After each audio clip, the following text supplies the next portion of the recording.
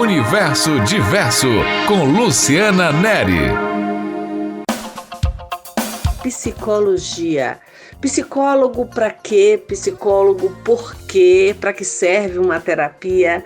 O bate-papo será com Lara Rocha. Ela é psicóloga clínica, formada em psicologia pela Universidade Federal do Espírito Santo, tem mestrado em psicologia institucional e é uma estudante apaixonada aí pela Gestalt terapia, desenvolvimento humano e sexualidade. Lara, após o advento das redes sociais, o preconceito, a resistência com relação aos serviços de psicologia, você acha que diminuiu?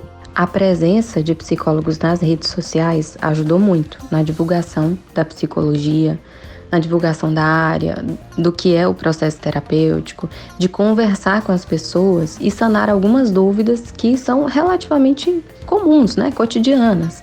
O que é, o que o psicólogo faz, o que acontece dentro de uma sessão de terapia. Mas a gente ainda vai encontrar muito desconhecimento no tema. Parece contraditório, Mas quanto mais informação, mais a gente encontra pessoas que têm dúvidas e desconhecimento sobre o tema. A gente vai encontrar muito preconceito também. E esses preconceitos, essas resistências, que também muitas vezes são expostos nas redes sociais, eles acabam prejudicando de alguma forma, não é, Lara? A demora para acessar o serviço de psicologia, muitas vezes, ela se encontra com essas barreiras, com essas dificuldades. Eu não preciso de psicólogo, quem faz psicoterapia é descontrolado e eu sou controlado, eu sei das minhas emoções, eu não preciso de ajuda. São algumas das frases que a gente ouve e que fazem com que o sujeito acesse o serviço mais tarde. E o que acontece com as pessoas que precisam de um acompanhamento psicológico e ficam, por questões de preconceito ou de resistência, protelando a busca por esse tratamento?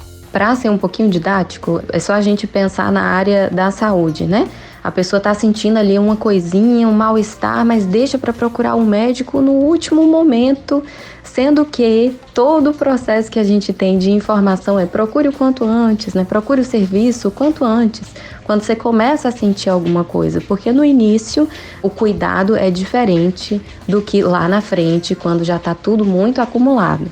E aí as redes sociais também podem servir como um sinal de alerta, para aquelas pessoas que estão em algum tipo de crise.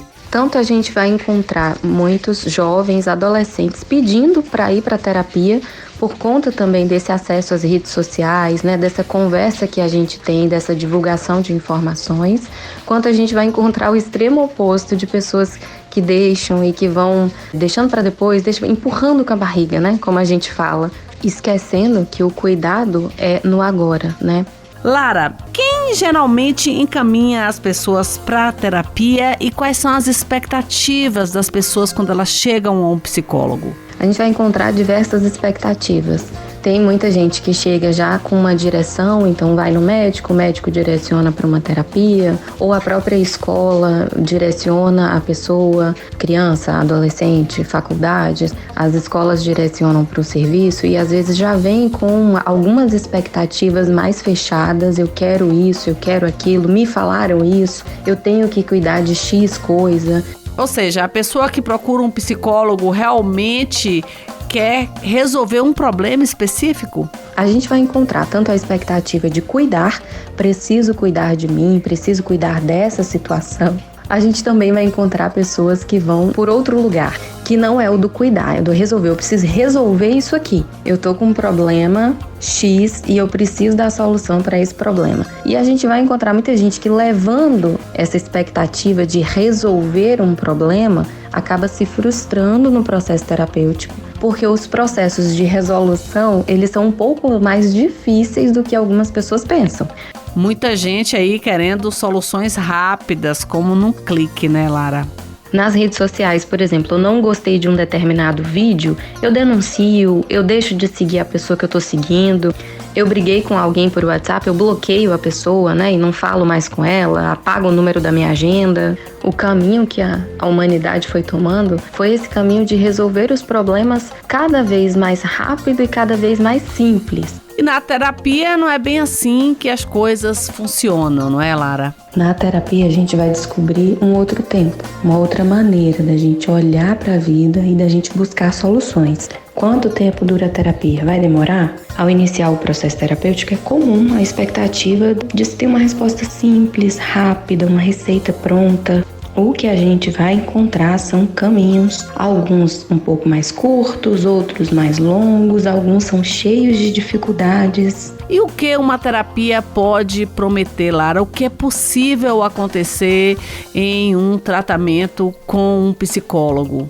O que a terapia oferece é um espaço de acolhimento e de desenvolvimento, para que a pessoa construa sua própria solução a partir daquilo que ela tem. É uma solução única para uma vida única. Psicologia, são muitas teorias, muitas abordagens, muitos autores e não teria como ser diferente. Se a gente tem uma multiplicidade de pessoas no mundo, como que a gente tem uma única teoria ou uma única abordagem para pensar o sujeito? Não existe isso, são várias. E a abordagem que você escolheu trabalhar, Lara, como é que ela se posiciona diante desta busca aí por receitas, soluções prontas? A abordagem que eu ando de mãos dadas é a Gestalt terapia.